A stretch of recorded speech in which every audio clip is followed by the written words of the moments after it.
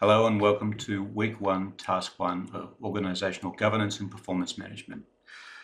For this first week, I want to just begin to introduce to you the concept of governance.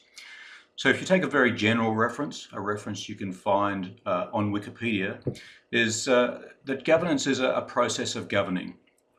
You all know the term government.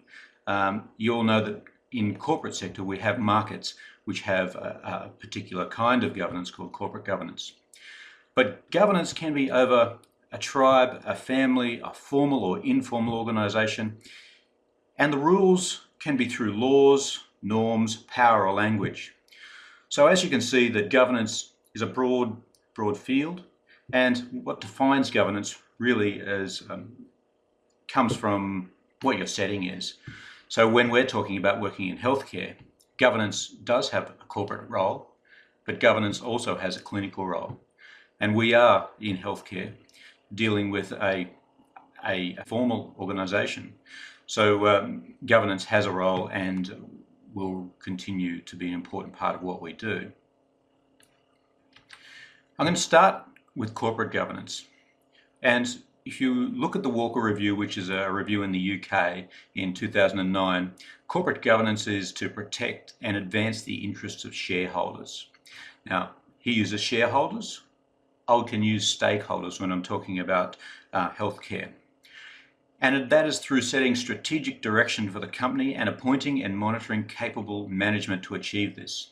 I'm sure you will all understand and agree that that's a fairly good statement. Monitoring capable management to achieve this. And in relation to the national health reforms, there's certainly a big role for the management in Australia for ensuring that we achieve those reforms. The definition I like of corporate governance, which is a little rounder and starts to consider stakeholders in a more holistic way, is the one by Solomon in the text. The system of checks and balances, both internal and external to companies, so not only what you put in your practices of audit, but also what your stakeholders are expecting, which ensures that companies discharge their accountability to all their stakeholders, whether they be direct users of your service or others who have a stake in ensuring that you are sustainable, and act in a socially responsible way in all areas of their business. See, a nice, well-rounded approach.